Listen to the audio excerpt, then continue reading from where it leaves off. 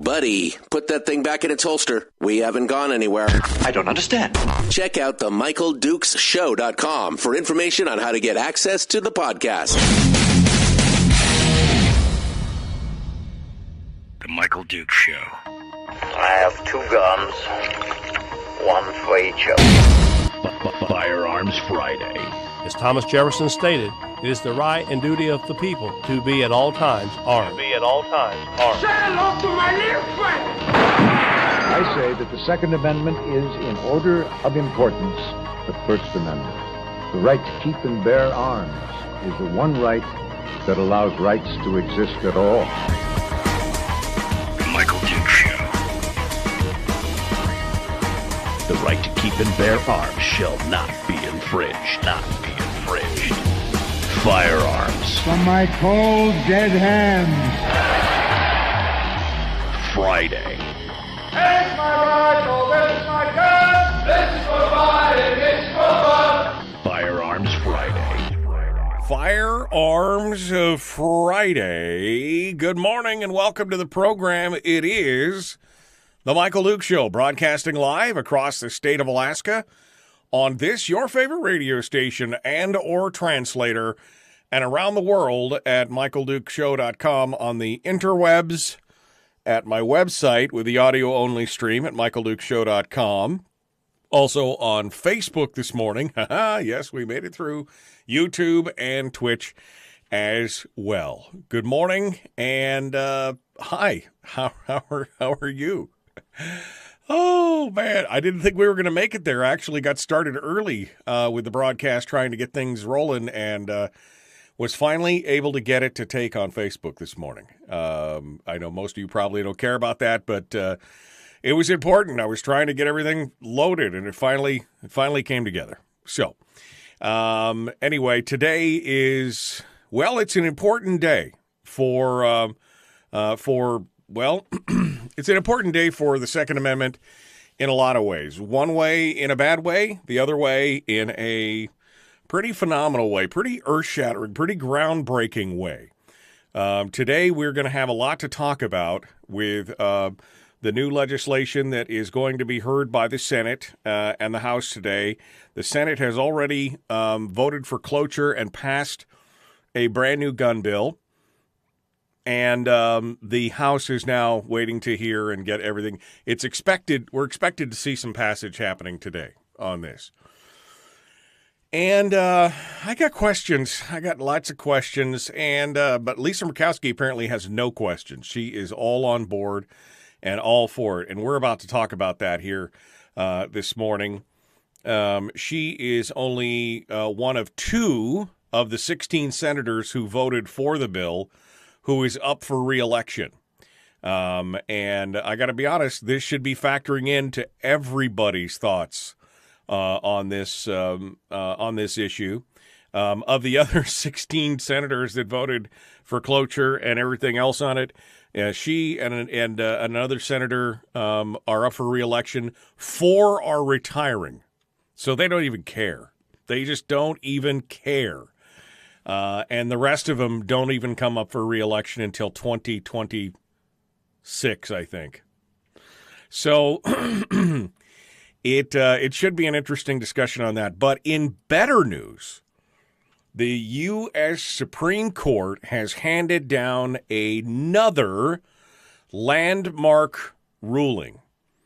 And the landmark ruling, which will go up into the books. It'll be nestled right alongside the Heller decision, and the McDonald decision, and they have affirmed that the right to carry a handgun for self-defense exists outside the home. Nothing in the Second Amendment's text draws a home public distinction with respect to the right to keep and bear arms. And in a 6-3 vote, they have voted to uphold that and say, basically, your right to, because Heller had already decided that you had a right to carry a gun and have a gun inside your home for self-defense.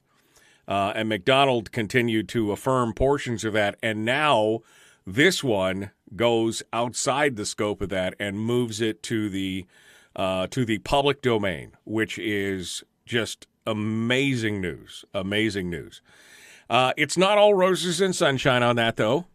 Even though we had 6 of the 9 justices voted for it, Kavanaugh and Roberts made some addendums in a separate writing, in a separate opinion, that we'll get into as well. So there's a lot of things to talk about with this today, and where this is going and what does it mean and how does it break down. And we'll go over all that this morning and have some discussions on it. Today is also a day that we're going to have we're gonna bust it down. We're gonna bust it down and take some phone calls from you guys as well, and see what you have to say with what we like to call gun Q&A. Gun Q&A. And we're going to be able to answer any questions that we can, do our best to answer questions and see what you guys have to say. There is no such thing as a dumb gun question. That's important for you to know, that it doesn't matter how you how silly you think the question is, or maybe we've answered it before or whatever. And the answer to that is, that's okay. That's what we're here to do. We are here to answer those questions, and that's what Firearms Friday is. Firearms Friday is all about. Is basically demystifying the firearm, the laws, to try and overcome what a lot of the talking heads have talked about and everything else. So that's what we're going to do. That's how we're going to do it. We're going to bust into this, and we're going to have several discussions on what's going on. So appreciate you guys coming on board and being part of it today. You could participate on the program this morning if you'd like. A couple different ways. Obviously, with the phone lines, we're going to open up the phone lines here in a few minutes for Q&A. You can call us on the phone. You can always drop me an email. The email address is me@michaeldukeshow.com. That's me@michaeldukeshow.com. I'll go ahead and open up the. I will go ahead and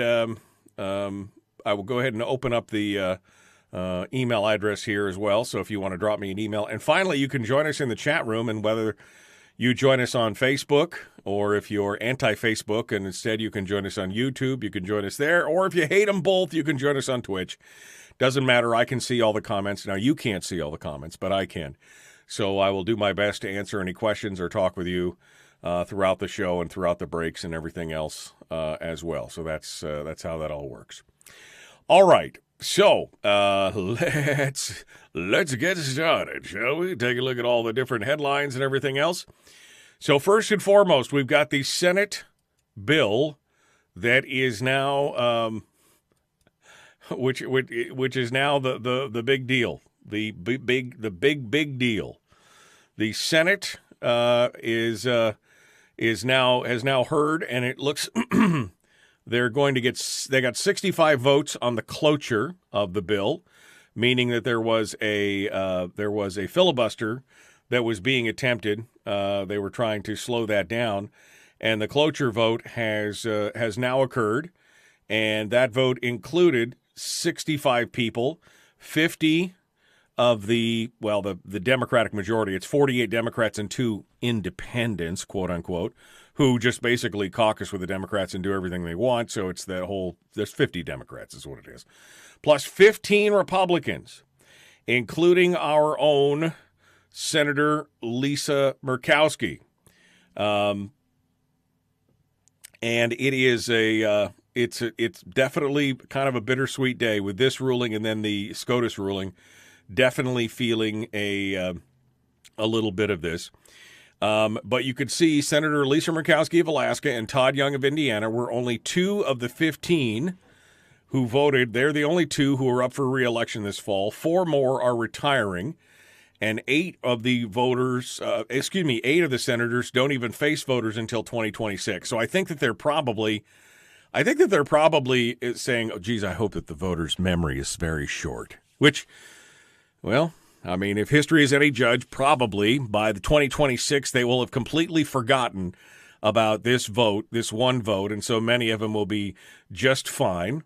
There were a lot of no votes, including potential presidential contenders like Ted Cruz and Josh Hawley, Tim Scott of Carolina. Ted Cruz said the legislation would disarm law-abiding citizens rather than take serious measures to protect our children. Here's what the bill will do. The bill will make local juvenile records for people's ages 18 to 20 available during required federal background checks when they attempt to buy guns. So it would be an enhanced background check going back into their juvenile records, which heretofore has not happened because usually your juvenile records are separate from your adult records, right? That's usually what happens. But in this case, they're going to open those all up.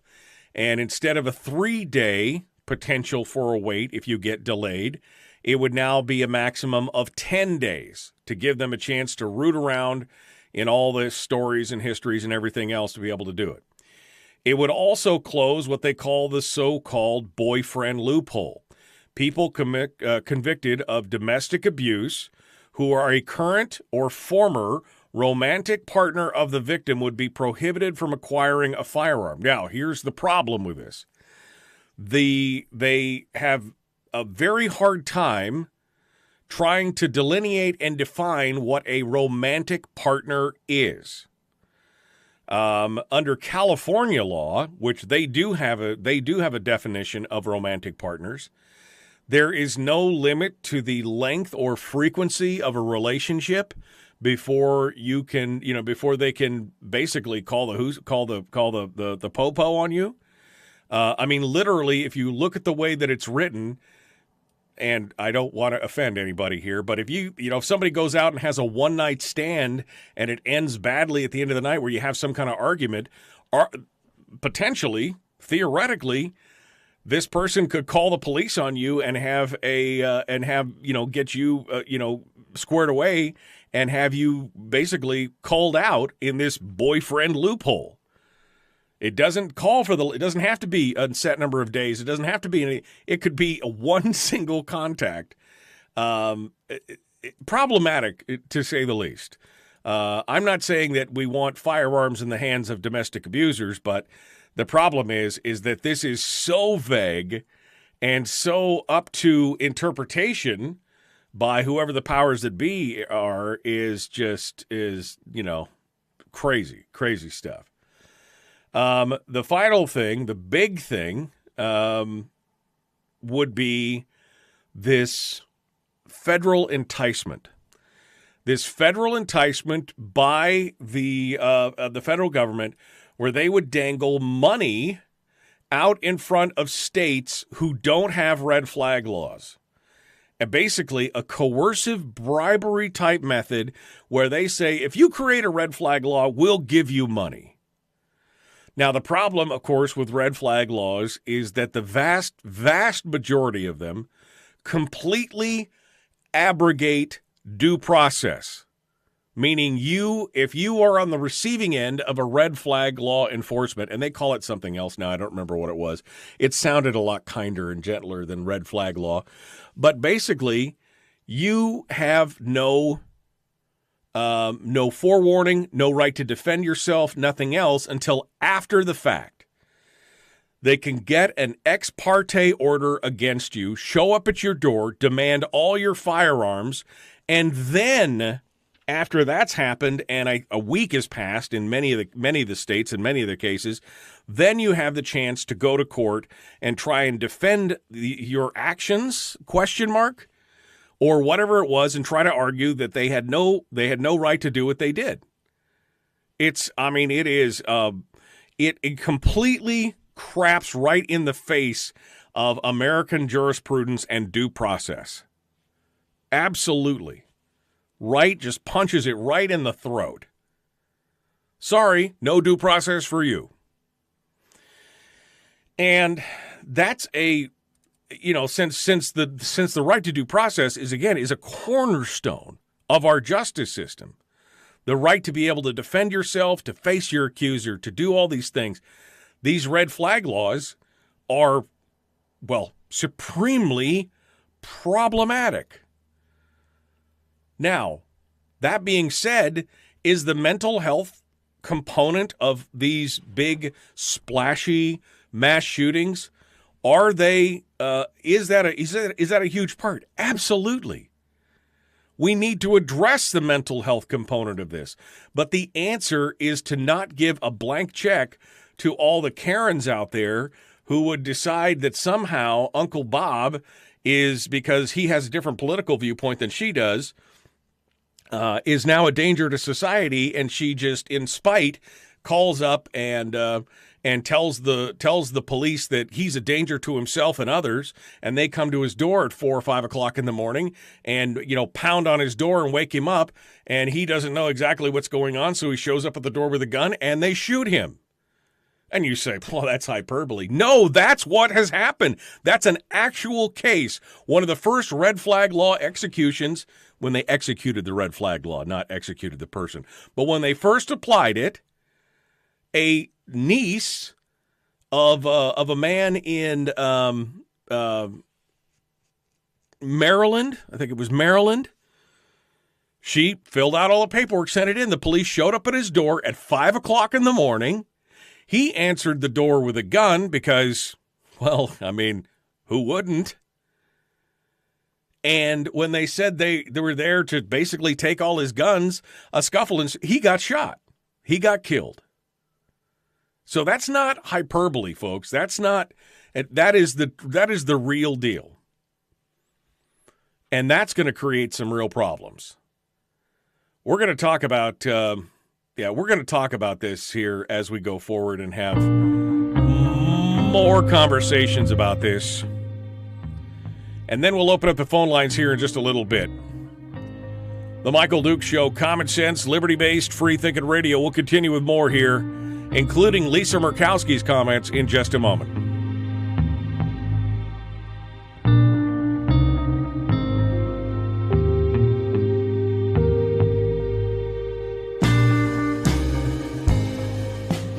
If you missed the show, you can listen to it on your time with Dukes On Demand. Oh, and it's free. Like America used to be. Streaming live every weekday morning on Facebook Live and MichaelDukesShow.com. Okay. Good morning, my friends. How are you this morning? My God, it was a journey to get to you. I had to restart the stream 5 times before Facebook would finally pick up. I mean, literally, it took me, it was like 3 minutes of me trying to start and restart the stream to get, I'm just complaining to you because you understand my pain, but I was getting worried that we were going to be 100% YouTube again this morning because I could not get the damn thing to pick up. Now I got to go over to YouTube and delete the 4 or 5 videos that I started this morning because, YouTube keeps them as live, so they run for 15 seconds and then it stops. It was, oh, man, it's especially crazy. Drudge says that Roe v. Wade, the end of Roe, it says, 5-4.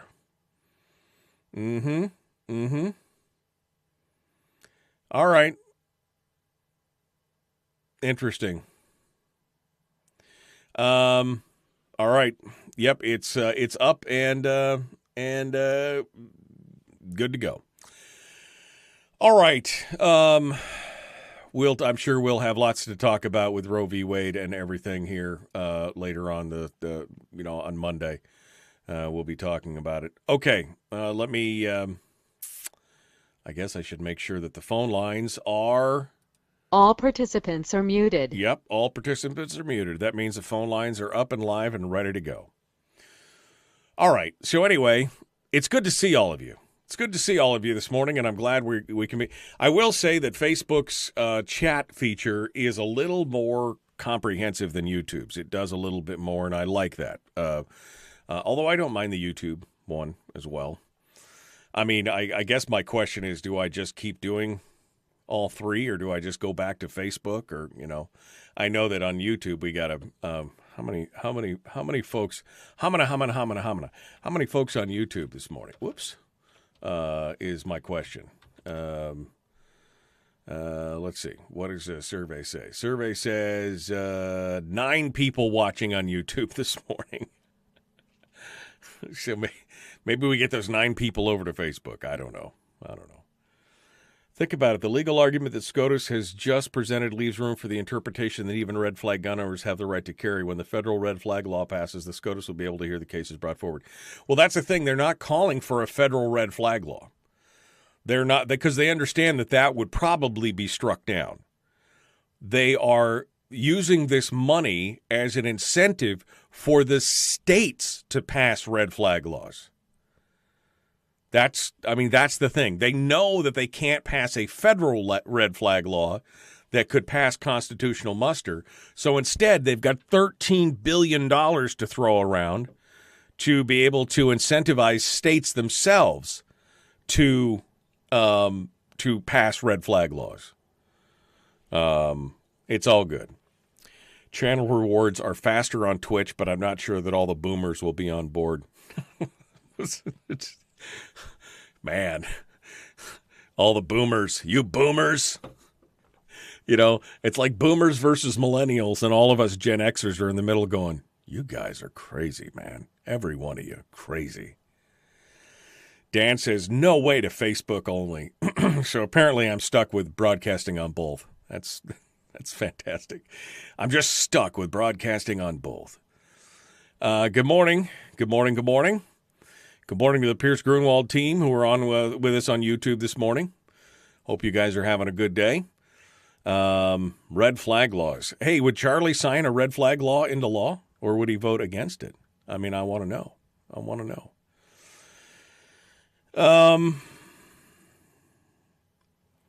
I'm just scrolling backwards to see if there's anything else.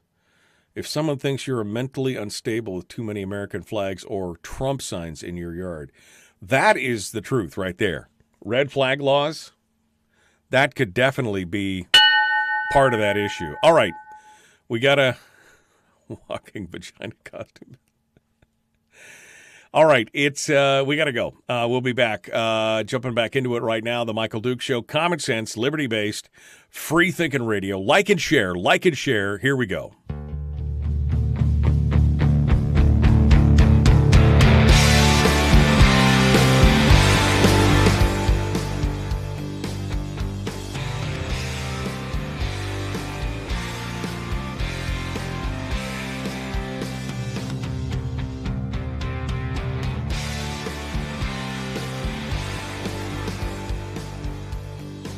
All right, continuing on now, our discussions on the new Senate law, which has, again, passed the cloture stage, meaning it's now going to be moved on to in the Senate. The Senate has moved it out, and it's going over to the House. I was just asking in the chat room, because again, because somebody said something about, well, you wait, they'll pass this red flag law, this federal red flag law, and it'll be struck down now because of the new SCOTUS ruling. That's the whole point here. See, they're bypassing that. They're not putting a red flag law in at the federal level because they know that it has consequences at the federal level. It would be hard to pass constitutional muster for a lot of what they want to do. And so instead, they are incentivizing. This bill is estimated to cost about $13 billion, and several of those billions of dollars would be used to incentivize states to say, hey, you put a red flag law in, and look at what we got for you. Who's a good little doggy? Who's a good little doggy? Oh, we've got some money for you if you do what we say. It's the tail wagging. That's the tail wagging the dog at this point. And that's what they're attempting to do with this out there. And that's I'm ready. I'm ready to do this. And you know what? We need to learn to get off the, we need to learn to stop liking the doggy treats, right? No, who's a good little doggy? Not me. Sorry. Don't want your federal lucre. Don't want that. I don't want that worm because you know why? That worm's got a hook in it somewhere. That's how we failed in this country in so many ways. Federal government held up the thing, and it's like a dinner bell. Come ring. It's like Pavlovian response. You know, the bell rings and my mouth waters. I can't wait to get more of that federal money.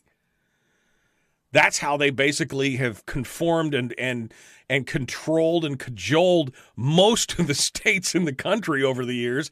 Is they're like, you want some money? You want some money? Who wants some money? You want some money? Do what we say. We'll give you whatever we want. Oh, man. Just say no to federal dough, says Donna. That's exactly it. That's exactly what I'm saying. Anyway, so this is all going on. And so the question is, why? Why did Senator Lisa Murkowski become one of the senators who is in support of this bill? And because you probably already heard, she's voted for it, right? She was the final cloture vote to close the whole thing. But Senator Sullivan has said he's going to vote against it. Now, before you pat yourself on the back with what a great guy Senator Sullivan is for voting against it, you may want to let me read the whole statement about what he said, all right? We'll get into that first. But here's what is reported in the AP that is ready to go. Lisa Murkowski has said on this new bill, and I quote, "No, I don't think that you just say, all right, we passed this and everything is solved. The bill represents what a group of lawmakers could come together with and say, this is a step in the right direction." I'm going to comment more on that here in a minute. Murkowski called the measure a, quote, thoughtful and targeted approach to the specific problems that have led to several of these mass shootings, and a reasoned and rational approach for how we address additional mental health and school safety resources. There is a portion of the bill, and it's very complex, about how they're going to give more money. Part of this $13 billion in the bill is going to be to new programs for mental health crises and all these other things, which I think in and of itself, okay, fine. That was something that, you know, we get, because again, the mental health aspect of this whole thing is a big part of the problem. But let me highlight for just a minute let me highlight just for a minute the one little thing here. This bill represents what a group of lawmakers could come together with and say, this is a step in the right direction. You know what's implicit in that comment? That this is a step. That this is every journey of 1,000 miles begins with but one step. This is a step in the right direction. Oh, baby. Oh, baby. This is a step in the right direction. Every one of these things are already, problematic and an infringement on the Second Amendment, making it more difficult to exercise your Second Amendment rights. Here's the biggest problem. This is the biggest problem. And I guess we'll step back to red flag laws for just a second, because here's the biggest problem. Most states already have laws on the books, although they're not the red flag laws as they are known of today, where somebody could come in and basically get an ex parte order on somebody. And, there are already, laws in the states that would allow you to report people who can, who may be a danger to themselves, who may be in danger to others. We have involuntary commitment laws in this country, and in most states we have those. Here's the problem about the laws that we currently have on the books and what these red flag laws do. The red flag laws explicitly remove your right to due process. In all the other ones, you basically have an ability to defend yourself before they take your guns, put you in an institution, or have you, evaluated, force you to be evaluated. Those things all give you the right to defend yourself legally in those cases, and they don't take away or abrogate your right to due process. There are laws on the books that already have that. The second problem with red flag laws is that even if let's say, again, if somebody executes a red flag order against you, they come in, they take all your guns and everything else, and then you get a week, basically. You got to come back, and then, you got to go to court. You understand that is going to cost you $10,000 in attorney's fees. It's not something that you could just walk in and do on your own. You're going to need an attorney. And the problem is what they found is that most people, especially if they've only got one or two guns, and they're like, well, I guess, this will be in place for a year and I've lost those guns. Or I could spend $10,000 getting back my $400 handgun. And, most people just can't afford that. So again, it disproportionately affects those people without means to be able to defend themselves. I mean, there's a lot of problems with the red flag laws. Let's just put it that way. But again, the biggest comment that came out of this for me is this whole thing of, this is a step in the right direction. What the actual, what? This is a step in the right direction. Is this the woman that you want representing you in the Senate? Now, I know that I'm speaking to the choir here, and the answer probably is almost universally no for most of the listeners on this program. But, is this the woman that we want out there representing Alaska and helping to make these decisions on our part? Nope. Sorry, not interested. And before you run screaming and hollering to the edge of the world and say, well, but Dan Sullivan, he's going to stand up and do what's right. Dan Sullivan says he's already going to vote no. But this is his comment, and I'm going to read it in its entirety because it also raises a few eyebrows, right? It also raises my eyebrows right up. Dan Sullivan said, one of my top priorities as a U.S. Senator has been to work with my colleagues on vitally needed solutions to address the mental health crisis, especially among young Americans, that is unfolding across our nation. Bully for you. Good idea. Great idea. This challenge that is clearly at the heart of the recent horrific shootings, this is where our focus should be. And this legislation represents a good start in that regard. It's a good start. It's the right step. It's a good start. The authors of this legislation included provisions that I believe could help address mental health challenges. As a co-sponsor of the Stop School Violence Act enacted in 2018, I was also pleased to see significant funding included to improve school safety. Okay. All right. The mental health aspects. Okay. I'm all done. However, the right to keep and bear arms is fundamental and guaranteed by the U.S. Constitution, and I have repeatedly committed to Alaskans that I will not support any legislation that infringes on that right. In that regard, I have serious concerns about the broad discretion this leaves up to federal courts and Biden administration officials as it relates to the implementation and interpretation of the bill's vaguely defined firearms restrictions and due process provisions, which include, again, the closure of the boyfriend loophole, of who is an intimate partner, of the red flag provisions. All those kind of things are baked into that. He goes on to say, Alaska is unique. Alaskans use firearms for protection, hunting, subsistence, and recreation, and we take any infringement on our Second Amendment rights very seriously. Okay, so it ends up strong. But that first beginning is like, wow, I'm not sure. I like this act, except for this. It sounds like he's trying to walk a line and thread some stuff there. But it's okay. It's okay. I mean, he's just trying to walk down the middle of the road and weave in between the semis coming at him. Pick a side, Dan. Get out of the middle of the road. But I'll take that over Murkowski's step. I mean, that is the thing right there. Murkowski's step in the right direction. This is a step in the right direction. Oh my God, woman. Absolutely.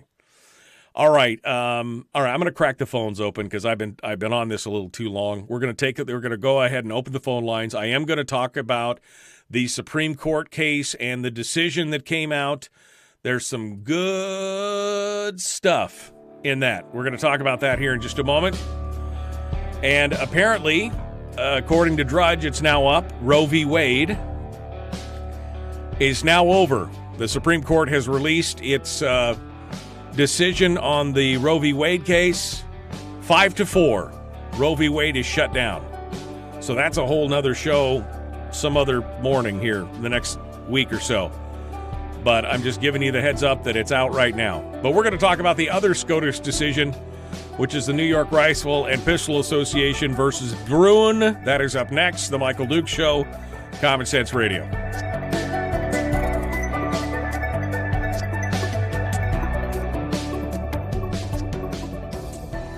We're broadcasting live through a series of tubes. Allowing all of these entities to provide streaming stuff going on the internet. Well, it's kind of hard to explain. Sorry. Streaming live every weekday morning on Facebook Live and MichaelDukesShow.com. Well, Brian just made a fantastic point that I hadn't even really considered. He says Murkowski just opened up her outside money spigot a little more. You're not wrong. I hadn't even thought of that. You know, now she's shown her anti-gun bona fides to people out there, on that side. She's going to open up that outside money spigot because she's probably a little worried about what Kelly Tshibaka's got to say. Yeah. So, interesting. Jeannie says, maybe people will behave more appropriately knowing their gun rights are in jeopardy. Oh, wait, no, there's still alcohol. Look, and you said something else. To law enforcement officials, red flag laws aren't all bad. Yes, they have to deprive you of your Second Amendment rights, but they don't likely have to call the coroner. As it stands, removing the offender from the home, in my professional opinion, has been extremely effective. Taking guns away deserves a speedy education for whatever restrictions a judicial officer chooses to impose makes more sense. Well, again, my job is to not make law enforcement jobs easier. My job as a citizen, as a person who believes in the Constitution, is to protect the constitutional rights of all people, even if it makes law enforcement's job harder. I mean, it was I think it was Franklin that said something like, "Better that 10 guilty men go free than one innocent man is convicted, restricted, jailed, whatever it was." But that's the thing. I mean, it's about protecting the constitutional rights of others, even if it makes law enforcement's jobs harder. There are already involuntary commitment, involuntary adjudications. Whew, man, there's already laws in the books to deal in effect with many of these things.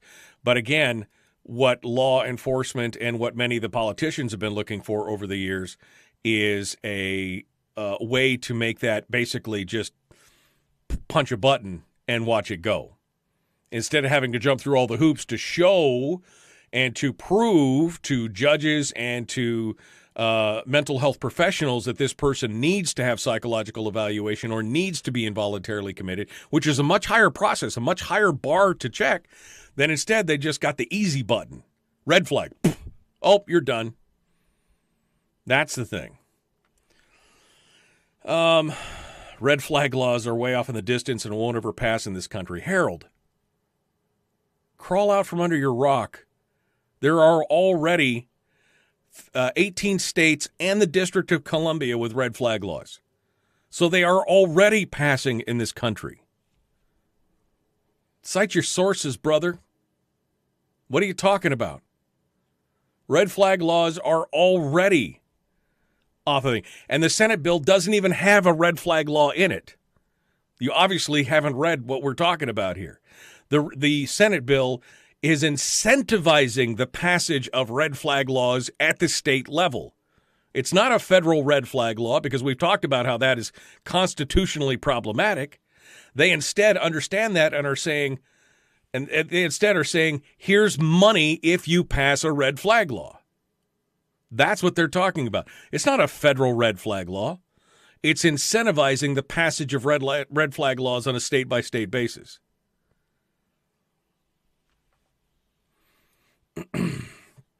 Anyway, we got one line on hold. Where are we at? We're about 2 minutes out. Let's get the name and location of this caller. Hello, caller. Where are you calling from, and who are you? Good morning, Mike. It's Fred in Rhode Island. How you been? Well, good morning, my friend. How are you doing? Why don't you hold the line, sir, and I will be back to you here in a hot second, okay?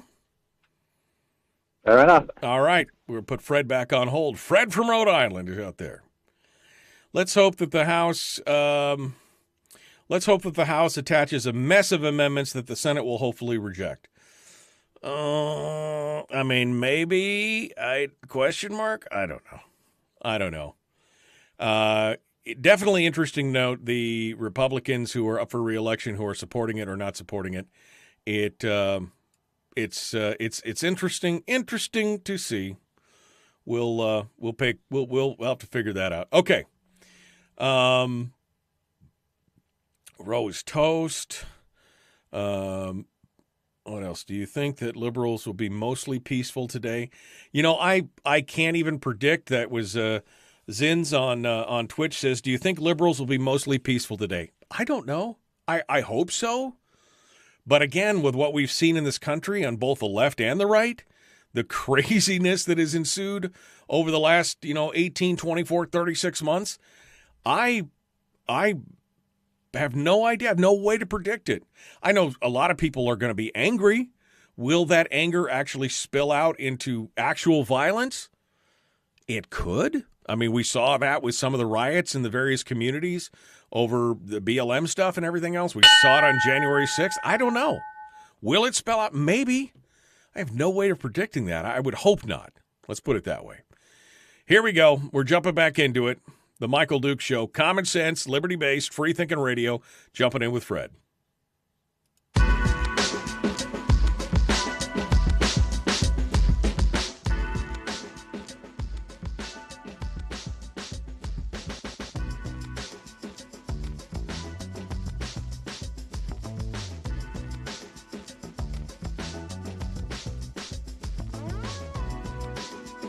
All right, continuing now with Firearms Friday. We will continue on here and take some calls. We've got Fred calling in this morning from Rhode Island, one of our continuous callers here, one of our favorite callers, to see what's going on. Hey, Fred, what's on your mind, my friend? Good morning, Mike. The whole red flag thing, in the state of Rhode Island, they passed it, I think it was a year ago, maybe a little over a year ago, the red flag law in this state. And, I mean, up to now, it hasn't really, made what you call a lot of headline news.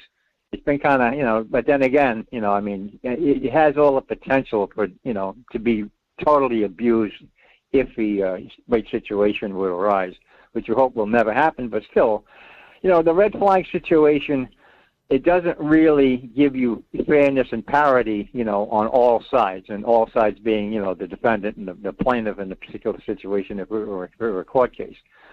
And if they could put that into it and guarantee that there was, even distribution of justice across the board to all parties involved, that's one thing. Now, obviously, if the evidence in implementing a red flag situation were to be applied, and there was, the evidence that, there was, an abuser was, or, in a domestic situation, an abuser was actually committing abuse, and it was evident that would happen, and or any other situation like that. That's one thing. However, if you get into a he said, she said situation, like in a divorce or a separation or some type of a domestic dispute, and spills over until they go, well, I'll get him in a revenge application, I think that should have serious, 180-degree consequences back on the person applying. And that doesn't exist. That just doesn't exist. So I would suggest something like, go back to the laws that are already on the books, should go back and be revamped, and anything that would normally come out of this, this legislation, but they're trying to get the states to come up with their own that haven't got it yet, should have that in play, where you have to have, the party has to have making the claim that an individual should have their guns taken away, should have some skin in the game too. Right. So if they go and they take the guns away, However, the other party should have to put up a dollar amount in the value of the property taken to the court. And then the court is nothing more than a referee, as a court should be. And they hear all sides. And if it ever turns out it was proven that the person was wrongfully accused and had his property removed, one, the property is immediately returned. Two, the party that wrongfully made a false report should have their end of it taken away, plus open them up for a lawsuit and court prosecution for filing a false report in the first place. See, there isn't. It's a one-sided. It's a one-sided slaughterhouse the way that it's written right now in the red flag. It's all down on the defendant and the plaintiff, the accuser, can just sit there and do anything they want. So they can lie through their teeth and this and that and the other thing, only because they're just out to make the other person totally miserable. And that's just, I mean, that in its own way should have dire consequences. To give them something to think about before they apply that, because if it ever bounces back on them, they're going to get the short end of the stick, which is totally justified as far as I'm concerned, if it's abused. And it will be abused, right? As it has in the past. Well, and again, we've seen it. And again, the first, and it was in Maryland, it was back in 2019, the first death of the man whose name was Gary Willis, who was shot to death as the police showed up to execute a red flag order on him, brought forward by his sister-in-law. That, again, they can be misused, and the way that they're handled can be misused. There are already, as I pointed out, many laws on the books in most states that can deal with people who have mental issues. There may be a danger to themselves and others. Now, the bar is much higher for those types of laws that are already on the books. The red flag law is almost like an easy button for, we could just push it and you lose your gun rights and you get, the presumption of innocence is gone. We just take it and now you got to prove that you're not guilty. You're not innocent until proven guilty. You're guilty until proven innocent, and that's okay. And that's not okay. I mean, it's not our job to make law enforcement or the government's job that much easier. They're supposed to be protecting our rights, not us having to defend ourselves in every way, shape, or form on the other side. And that's the problem. If, many states already have red flag laws. There's 18 states and the District of Columbia that already have red flag laws on the books. And again, this incentivizing the states to do it with the lure of federal money is just the wrong way to go about it. We do have a mental health crisis in this country. I'm not saying that we don't. I'm saying this is not the way to fix it at this point. No, absolutely. It's not the way to fix it. Well, there are already conditions that do exist without red flags, have been for years. All you had to do is contact the local police department or the state police department or your sheriff or wherever it happened to be, and whatever law enforcement exists in your area, and you just drop a dime and say, hey, listen, this is what's going on. I think you should take a look at it.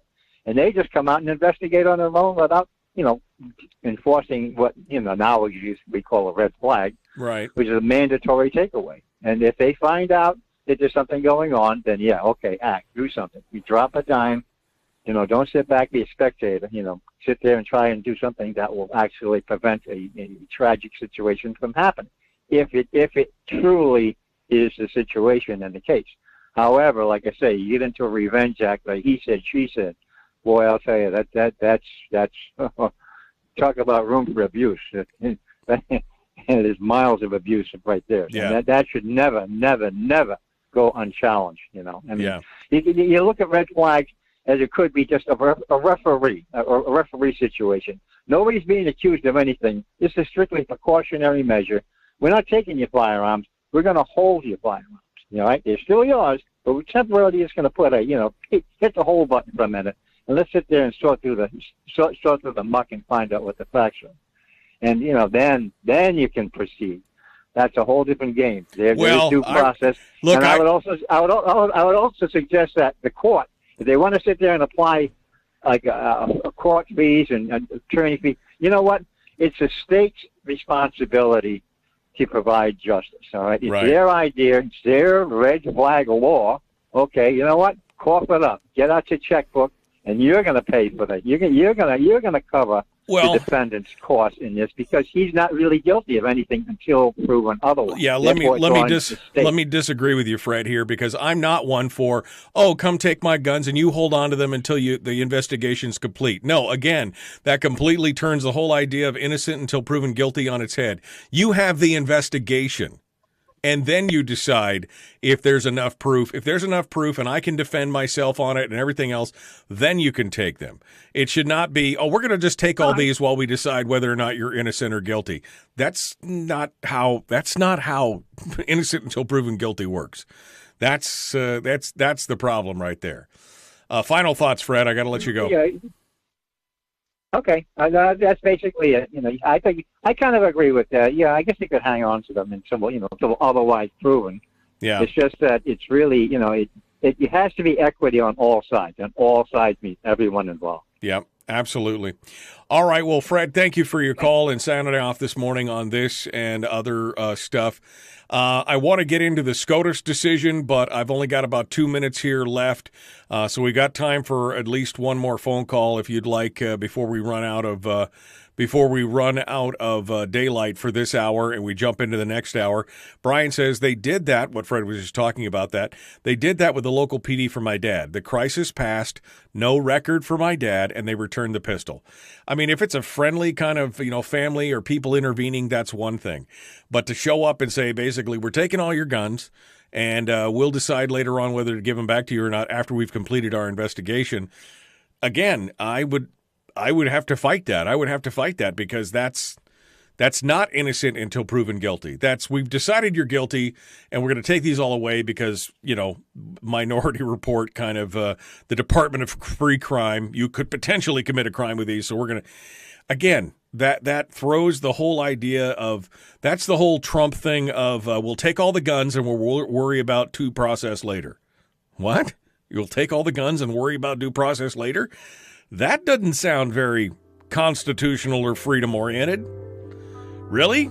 Anybody who says that is definitely not a stalwart defender of truth, justice, and the American way. I'm just going to throw that out there for nothing. Anybody who says that, including President Trump.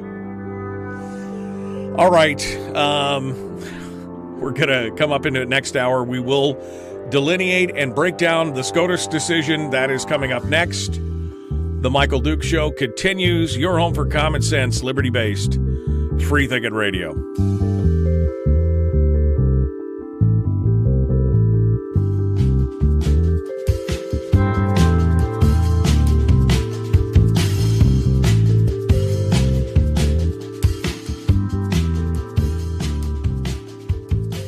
Timothy says, do your rights have a dollar value?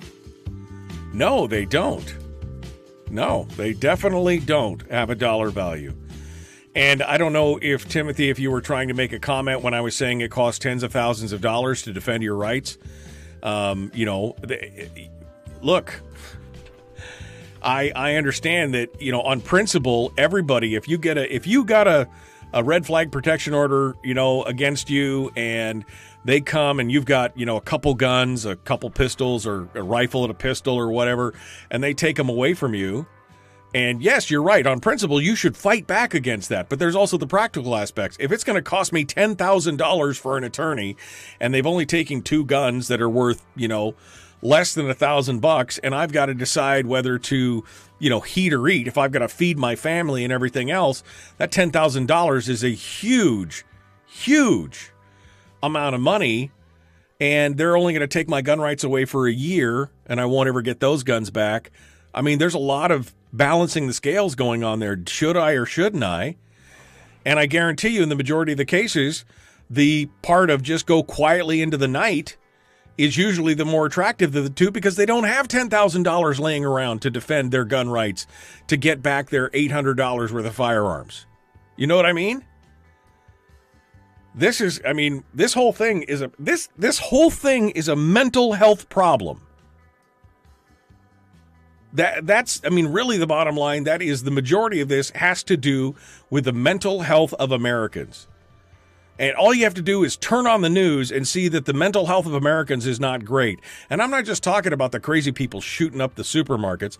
I'm talking about the people who are so vehemently vitriolic against each other on the right and on the left. Who somebody doesn't agree with you, and you're a filthy, stinking commie tree hugger. Or you're a filthy, stinking fascist Republican, white supremacist Republican. It doesn't matter. It's on both sides. If you don't think that we have a problem right now in America, you aren't paying attention. Because we can't agree to... I mean, here's the thing. If you disagree with me, I respect that. I'm not saying that I respect you as a person. We can disagree. I can think that maybe you're a little off base. Maybe even you're a little nutty, but I don't hate you. I don't think that you're the enemy. I don't think you're the person that needs to be destroyed. That you're the enemy and you gotta, But that's the reaction from many people on both sides of the spectrum right now. That if you don't agree with me, you're evil. Evil, needing to be destroyed. I mean, maybe they don't articulate it quite that way, but boy, they sure act that way. I mean, they sure act that way. Dang. Crazy. All right. Jeffrey Cook says, I have never been so excited to vote anyone out as much as I am ready to vote against Murkowski. She clearly voted against any due process. Go, Kelly, go. Yeah. I mean, I agree. Is Murkowski, but again, it's a tough uphill battle, man. Everybody and their mother in the moderate to liberal camp is going to be excited about Murkowski because she's going to do what they want him to do. It's going to do it. I mean, we got to get out there and vote for Kelly at this point. I think it's the only choice in the whole scheme of things. But we'll see how it shakes out. I am going to be very, very interested to see what what it looks like after the primary in August. We'll have a little better idea after the primary in August what's going on. Alcohol should be an aggravator in all crimes, says Jeannie. Yeah, well, I mean, I guess any mood-stabilizing substance should be an aggravator in all crimes at that point. Did you see Brandon showing his cheat sheet? I didn't know. I have no idea what you're talking about, Steve. And Harold coming on to Firearms Friday and telling us we shouldn't be talking about firearms. We should be talking about something else. Why are you here, Harold? I don't understand. You know we're going to talk about firearms today. We're not going to talk about the economy. But you got to come in and weigh in because that's how you are. Got to do it. Got to do it and tell you how you're all wrong. I got it all figured out. Okay. All right. Welcome to coming on in and figuring it all out. I missed this comment earlier. Nolan Richardson on Twitch. I'm a pre-op trans woman and I still want the authority to create a life and end it. I don't know exactly what that was in response to. Was it in the fact that I mentioned that Roe v. Wade had been decided today? I don't know. You want the authority to create life and to end it. Well, I believe that as a person, you don't need authority to create life. You just need consent of another person. So that's first and foremost. You want the authority to end life. I'm really not on board with the authority to end life.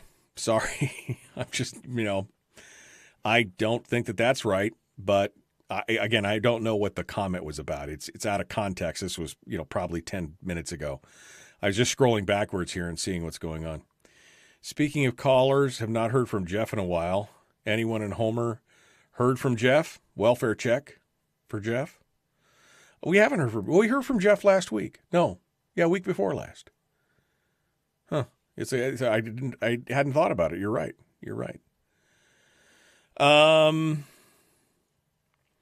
Especially a life that has no voice, says Jeannie. Yeah, I mean exactly. I mean, again, I don't know why you would ask for authority to create a life. What, you got to go beg the government's permission to, mommy, can I have a cookie? Screw you. That's my right. I mean, you have no business in any of it. Again, it's the whole thing. But the authority to end a life, that was weird, my friends. All right, here we go. Jumping back into it, the Michael Duke Show.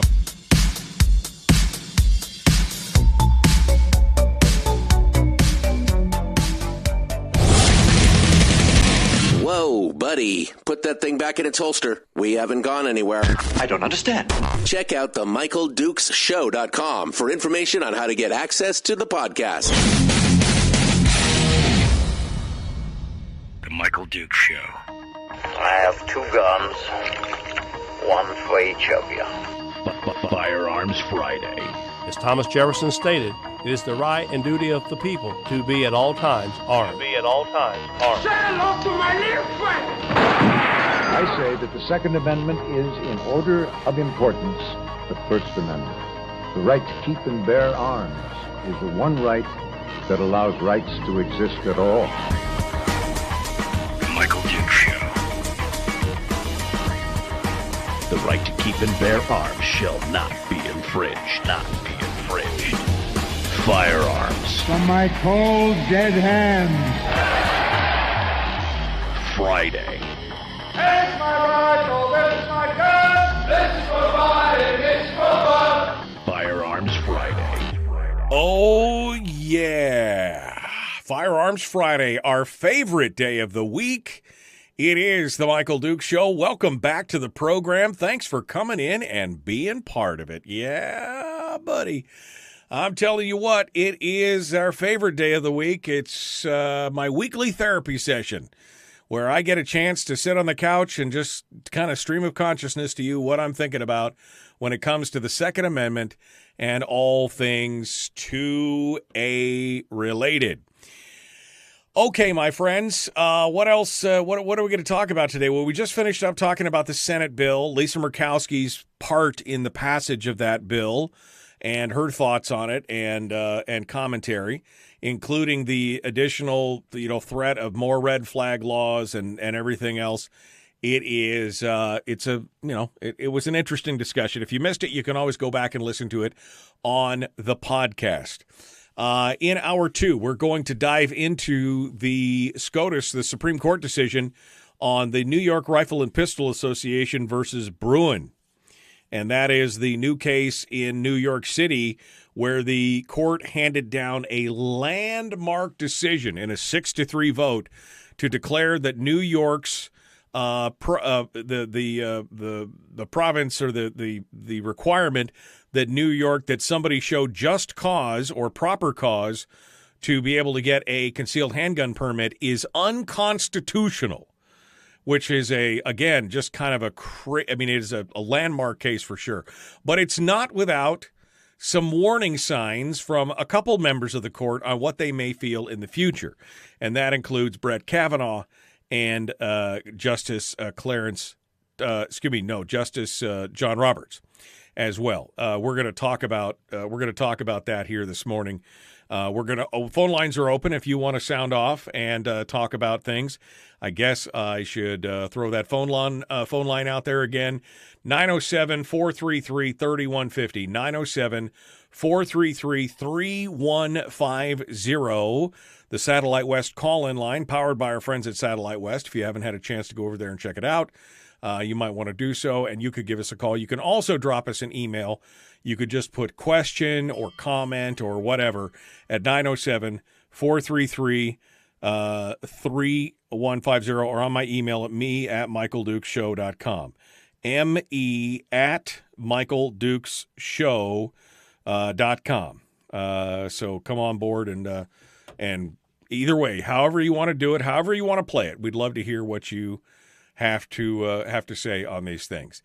We're going to finish up the show this morning with Willie Waffle from wafflemovies.com, who will give us the weekend entertainment report. And it's kind of the lighter side. I mean, that's the lighter side to Firearms Friday, because we can't all be all burnt up and excited and then, go into the weekend that way. We need to kind of calm down a little bit and just relax and everything else. From the chat room, Jeffrey asks, are you tracking the Lake City ammunition and the ultimatum the administration has given them in regards to civilian ammo sales? And the answer to that is, Jeffrey, I've been following it. I've been watching it. We haven't really talked much about it. I've been kind of waiting to see what was going to happen. But I think at this point we may not get to that today. We'll probably get to it next week. But for those of you who don't know, Lake City ordinance, which is being run by Remington, received an ultimatum from the Biden administration that they will no longer sell 5.56 to the civilian markets. They have been selling the overages in production. They make the ammo for the military, and they have been selling the overage in production for years to the general population. It is estimated that Lake City produces about 30% of the ammunition in civilian circles for the 5.56 NATO 5.56 rifle, the AR-15 rifle.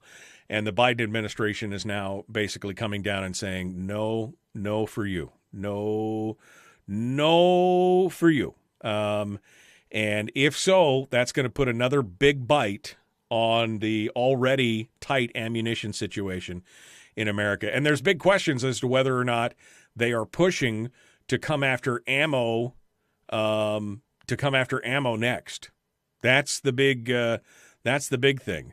Andy Biggs, who spoke with Breitbart, the representative from Arizona, spoke with Breitbart and said that the current push for gun control in the House is warning us as gun owners to see these folks go after the ammunition and the ammunition manufacturers.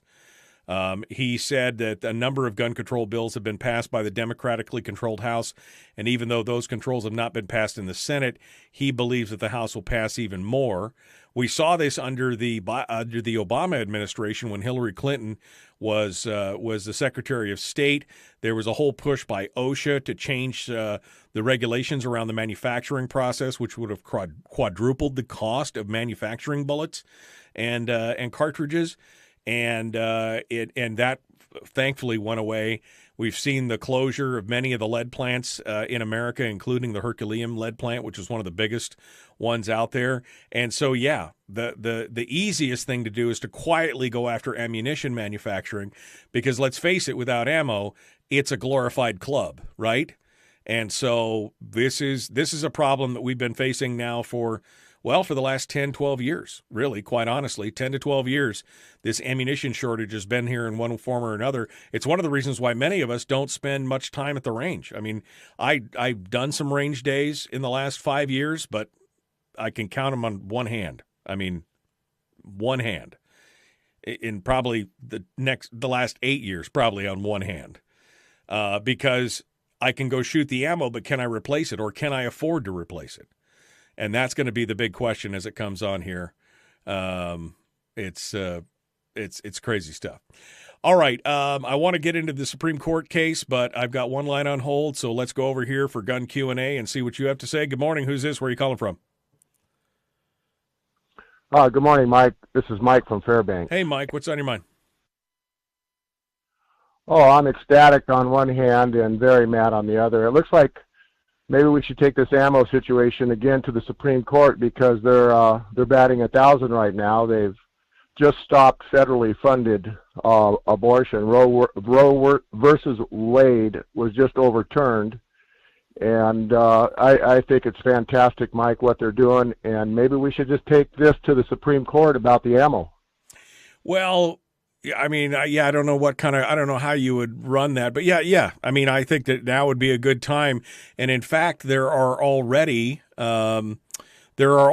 several other cases that are up in front of the Supreme Court right now. They've been holding several other 2A related cases, including 2 cases dealing with magazine bans in New Jersey and in California, as well as a challenge to to Maryland's ban on AR-15s and other semi-autos.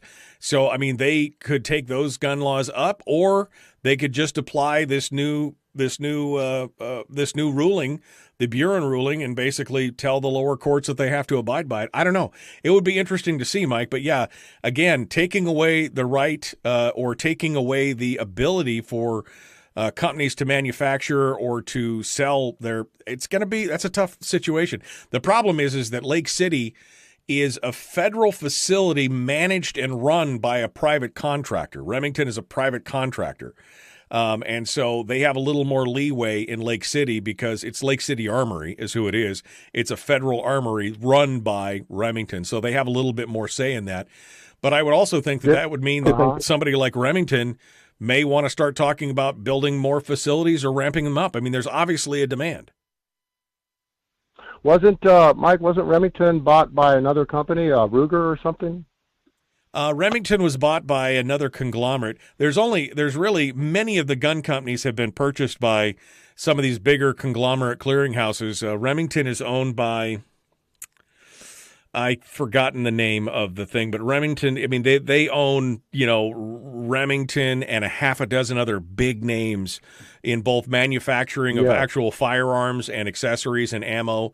The Freedom Group is another one that owns them. I think maybe the Freedom Group is the one that owns Remington, but there's only really a couple of big players in the market there where it's a big, overarching corporation that owns a handful of businesses in the firearms world.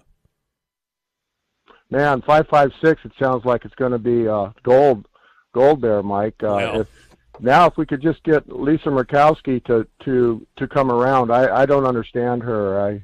I'm convinced she's a closet Democrat, but I'm really disgusted with her, Mike. Yeah, no, I mean, if you think 5.56 is going to become gold, it already was gold. I mean, I was already seeing last summer down on the peninsula, I went by a gun store, $1.25 a round for 5.56. $1.25 a round. Holy cow! I mean, so if you think it was bad then, you wait to see what it was now.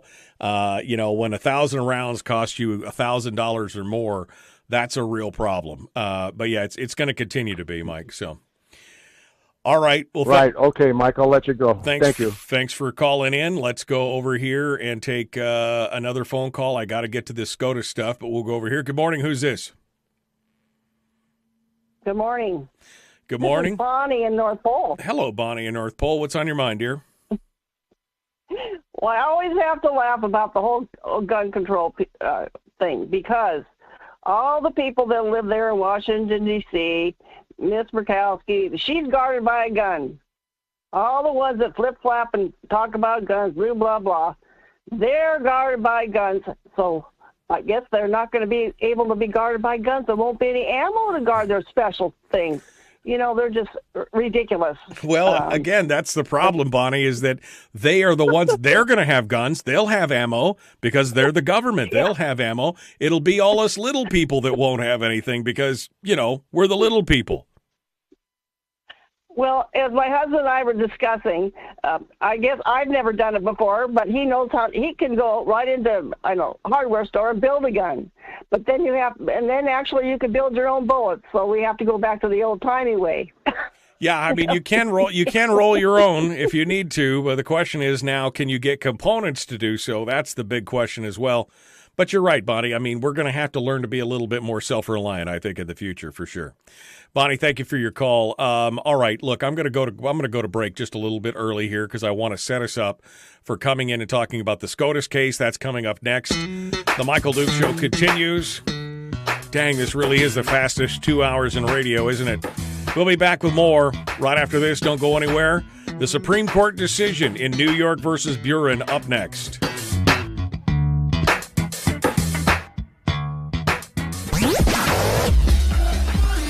Our light, our guide, and our trusted friend. Michael Duke Show.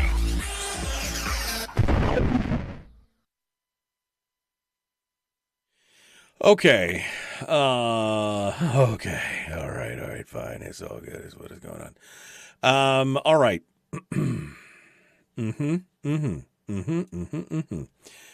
You guys ready to... Wow, I just minimized everything, absolutely everything on my screen. Didn't mean to do that.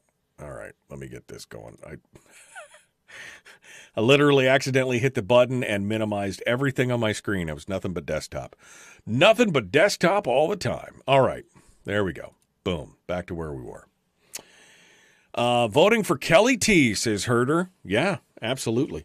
Again, special thanks to Herder and to Paul and to Jen for supporting the program in a special way by becoming members of the Common Sense Corps. The Common Sense Corps. It's a way to pledge to the show. It's a way to support the show.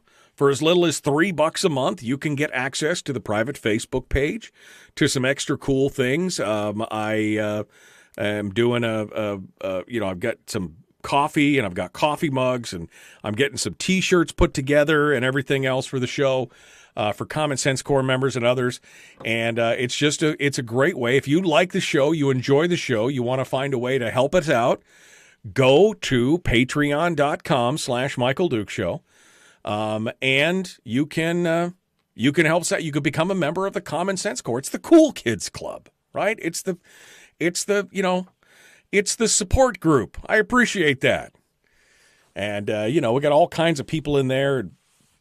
Excuse me, Rob and Brian and Timothy and a bunch of folks in there. And the question is, Herder says, do I get a mug? Well, I don't know. What level did you join at, Herder? Did you see? You can look at all the different levels. Each of the levels give you a different a prize swag, right? Let me tell you what you get. Let me tell you, I got to go back to the tiers because I can never remember. Maybe later. Come on. Oh my God, the pop-ups. You're killing me. Let me go over to the I want to see the goodness gracious Michael Duke's show. Okay, sorry, I had to go to the main page so that I can. Oh my gosh, come on. Looks like I broke something. Oh, it's because I didn't put 2 S's in there. Don't be me. Make sure you put Michael Dukes and then show for 2 S's in there. Don't be like me. Okay.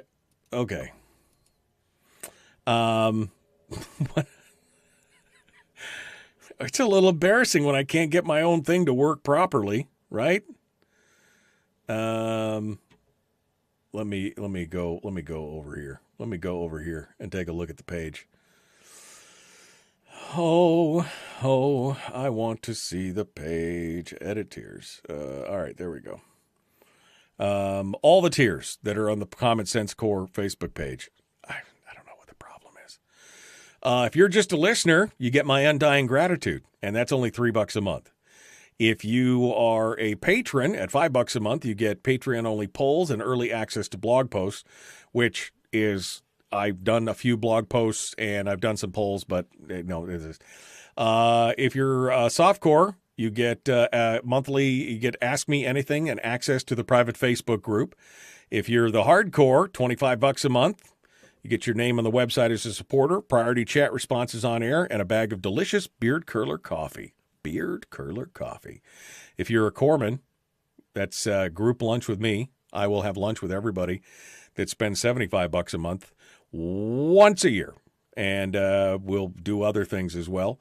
You could also be a co-producer. That's like a private dinner with my wife and I at a swanky restaurant or a dive bar, depending on what your preference is. And then a commandant is even more. That's like fanboy level. That's like big money. But anyway, you can go check out those tiers over there at patreon.com/Michael Duke Show. All right, enough of the self-indulgent talk. Let's get back to it. Here we go. Common Sense, Liberty-Based, Free Thinking Radio.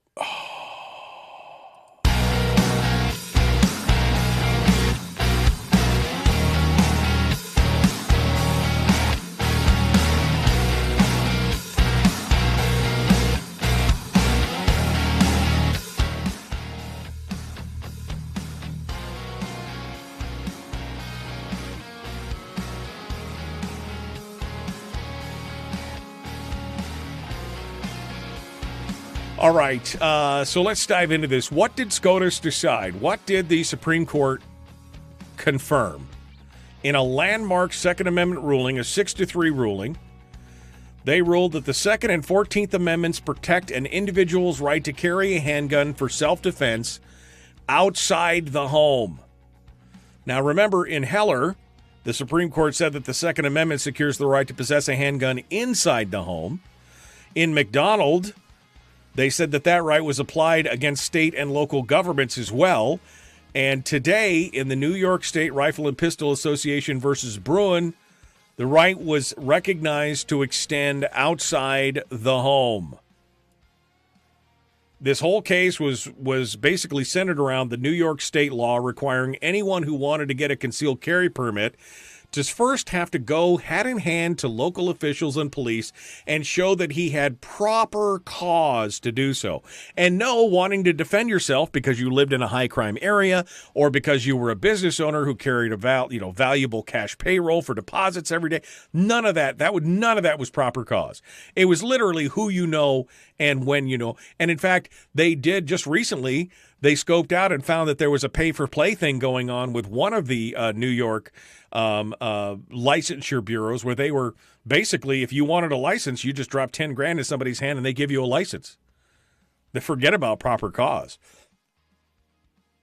Justice Clarence Thomas wrote the majority opinion piece, and he said in 43 states, the government issues licenses to carry based on objective criteria.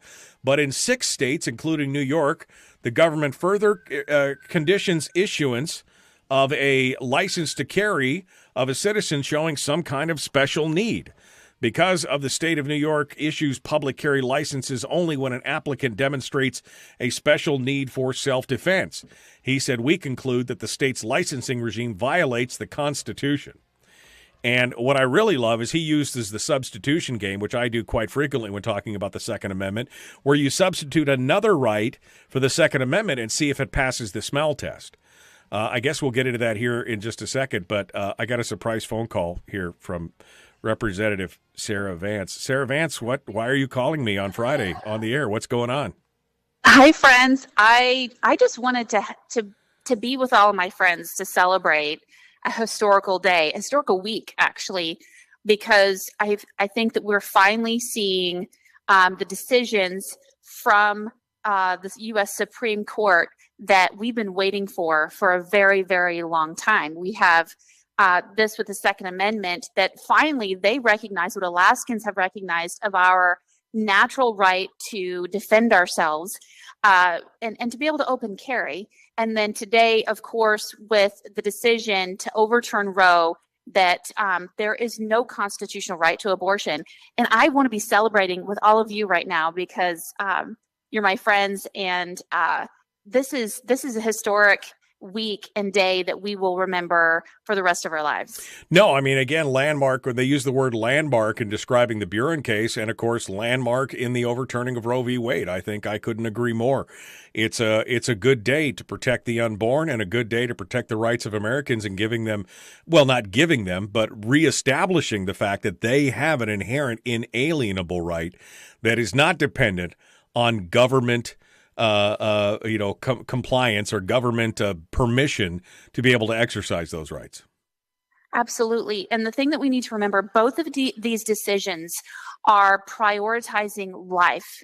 It is the right to life and the right to defend life. And this authority is returned to the states as our Constitution designed. And so we still have a lot of work to do in Alaska, but today is a day of celebration. And, we're clearly in a time of celebration, but I just want to highlight to people that this is going to be a highly emotional time, and to keep that perspective that today is a day of victory. No, absolutely. I couldn't agree more. And I am excited for today. I'm excited about as excited as I can be. This has been a good week overall. I mean, sans the Senate bill. Other than that, it's been it's definitely been a good week for freedom-loving Americans. Well, I look forward to seeing all my friends again, hopefully at the range soon. I got a new 10 mil that I've only shot a couple of times. Oh. And I got a Springfield 1911, and it is a dream.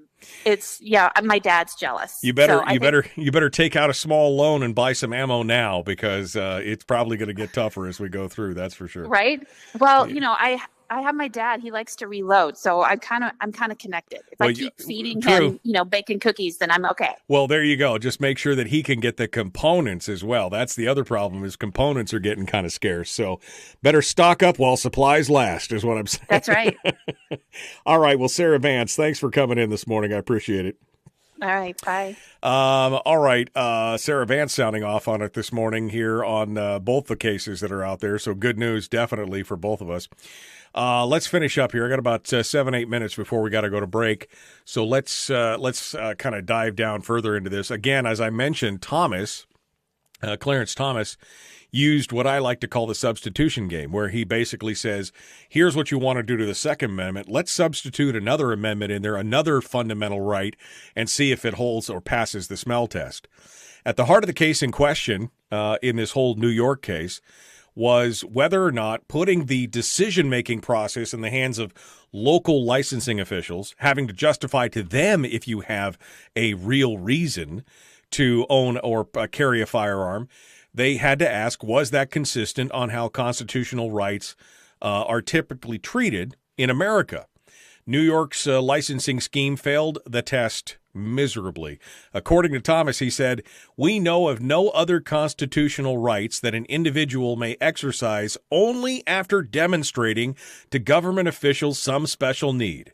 He said that's not how the First Amendment works when it comes to unpopular speech or free exercise of religion. It's not how the Sixth Amendment works when it comes to a defendant's right to confront witnesses against him. And it's not how the Second Amendment works when it comes to public carry for self-defense. Now, before everybody says this is a complete and total right-wing scheme to yada, yada, yada, one of the most interesting plaintiffs in this case, the advocates who were filing on in amicus briefs and everything else, was a coalition of public defense lawyers, an organization including the Black Attorneys of Legal Aid, the Bronx Defenders, and the Brooklyn Defender Services. These three groups told the court in an amicus brief, each year, we represent hundreds of indigent people from New York who are criminally charged for exercising their right to keep and bear arms. For our clients, New York's licensing requirements renders the Second Amendment a legal fiction. And according to the groups, New York's approach has had a brutal consequence for their clients, who have been stopped, questioned, and frisked, removed forcibly from their homes, locked up in dirty and violent jails and prisons, and deprived of their jobs, children, livelihood, and ability to live in this country, all because our clients exercised a constitutional right. This wasn't just about rich white Republicans who are doing it. This was about indigent people in the small urban areas who are probably in high crime areas, wanting to defend themselves, wanting to be able to protect their families, and continually persecuted by the machine in New York for not having proper cause or have asked or licked the king's boot or wrist to be able to get permission to exercise a Second Amendment right.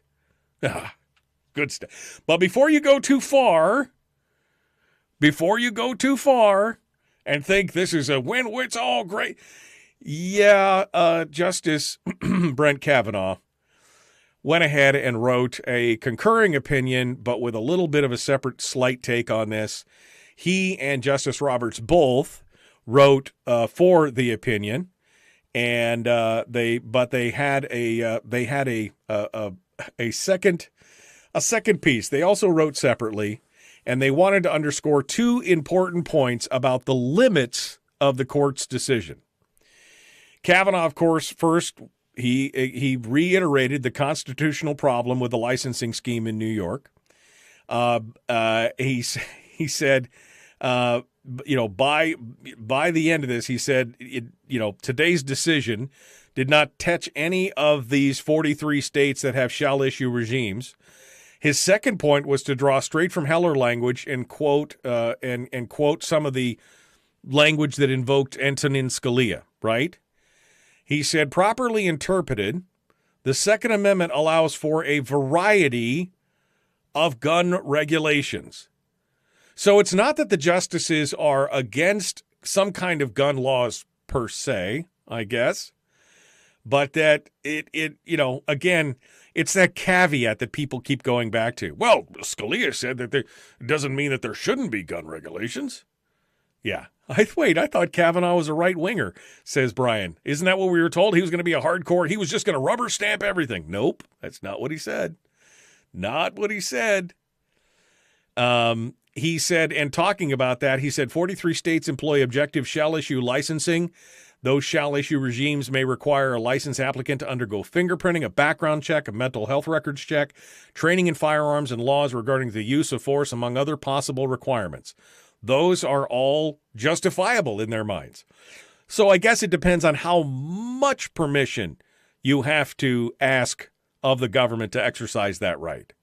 Again, I would love to see the substitution game placed on any of those things.